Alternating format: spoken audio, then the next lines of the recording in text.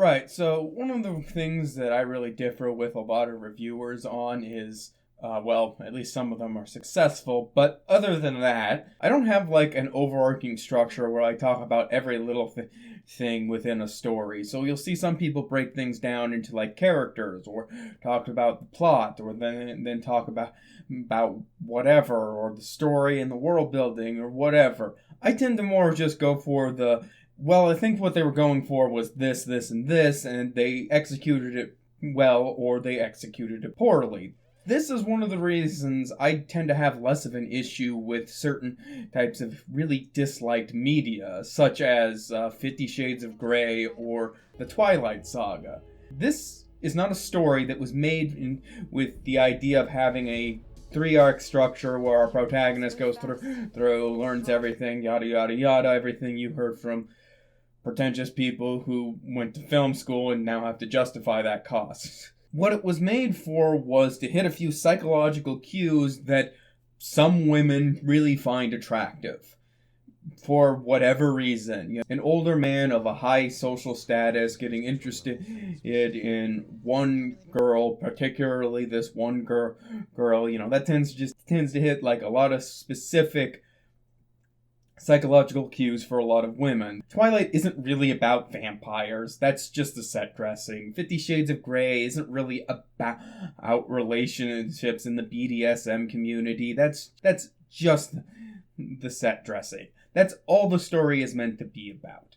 And similarly, this is why I don't tend to have a problem with what you might say called fan service shows in anime. Okay, yeah, How Not to Summon a Demon Lord is not the deepest show I've ever seen, but hey, it's about the elf jumping and the jiggling, and the elf jiggles right in the way that people like it. Okay, so whatever. That was not made for any reason other than to hit a few psychological cues and, I want to pretend to be this super badass guy who gets all the girls effortlessly, yada yada yada. Fair enough. Not every story needs to be some Herculean struggle against your own worst enemy. There's places in this world for both ReZero and How Not to Summon a Demon Lord.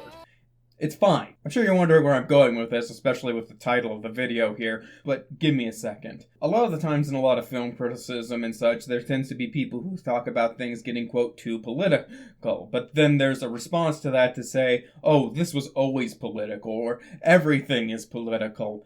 Look, if everything is political, then we wouldn't have words that distinguish everything and political, but that's neither here nor there. The recent season of Brooklyn Nine-Nine got, quote, political because they started talking about a lot of the relationship with policing in the United States. The biggest issue with that, though, was that this show wasn't political enough. Because what it ended up doing is picking up one particular narrative and running with that without offering a meaningful pushback against these scenarios. They commonly do this sort of thing. There is one direction we are going, and there is one type of governance that we want to enact, but how do we get there? Not listening to people who have maybe a dissenting opinion. So this line will show up, and I think it's the first episode of the season, and I honestly only watched about half the season, so maybe there's a mic drop moment later in the season that tells people to shut the fuck up, but we made fewer bad arrests. Number of complaints against officers, down 32%. Number of cases thrown out at arraignment for insufficient evidence, down 34%. And here's the most important thing we didn't do. We didn't make the community less safe. Rates of major and violent crime, what actually matters, stayed the same. Yeah, we've had instances where police go on strike and everything, and it actually ends up making things a hell of a lot worse, especially for disadvantaged communities. This is a frankly kind of irresponsible situation to say with zero pushback. So, you're not getting political enough. Even in Brooklyn Nine-Nine's previous episode about police and relationship with police and black people in the United States, they failed to actually have a reasonable debate between opposing viewpoints about the police within the black community. I'm clearly not black, but I can read a poll And from my understanding of this, a lot of the tension with police and the black community comes down into the fact that yes, there does seem to be some racial profiling, but also there is a lot of reasons for police to be in those areas. Most black people, when polled, want the same or more policing in the United States. They want the police there because, well, gang violence is also an issue. And we saw this with Black Lives Matter. We saw this with the Black Lives Matter protest diverging police resources from the inner city to, the more affluent areas, and that causing issues within those inner cities because the problems that unchecked gang violence ends up creating. So there is obviously a room for debate in this sort of situation. The thing is, Brooklyn Nine-Nine is not getting political enough in this situation. What they're doing is pressing one particular idea and running with it. And really, that's the problem. It's not that Sam in Ted Lasso is constantly making jokes about American imperialism or America's complicity in colonialism. Is it okay if I don't keep this? I don't really have the same fondness for the American military that you do. Oh, sure. Right.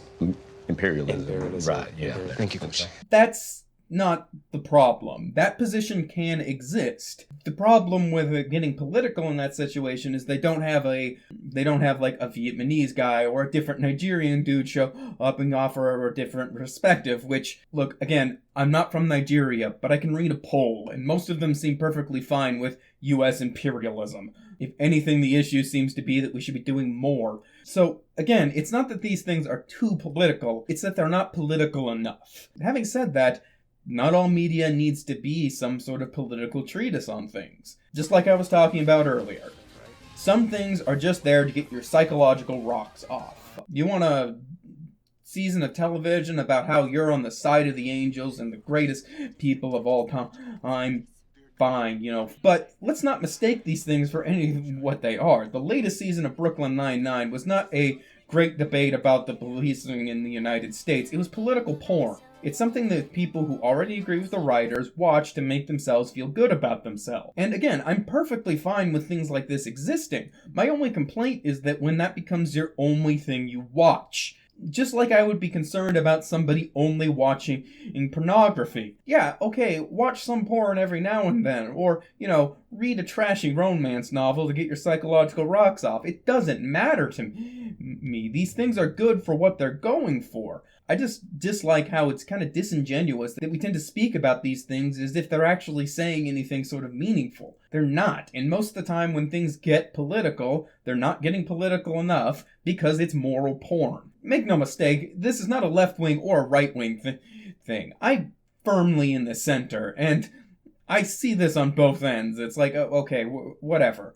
My only point is that whereas I think media like this is perfectly fine to exist, I worry that it's becoming the only type of story that some people are watching. And that's becoming increasingly more evident, considering it's becoming the only thing that is being pushed out anymore. It's like we spend so much time talking about the sin of lust that we fail to understand the sin of pride. A little pride to make you feel better is fine, but that shouldn't be the only thing that you consume. It is probably a worse thing. Pride is the ultimate sin, after all. Whatever, I'm not 100% sure I'll even post this video. I want to see how it looks when I finish editing it, and I tend to try not posting things that I think get, overtly political. Well, I'm gonna fail hard on that one. Point is, nobody likes anyone else's porn preferences. Probably Gaunt had seen it before, but I just wanted to see what Connor would say. Yeah, that was vile. It was fucking disgusting. It was abhorrent.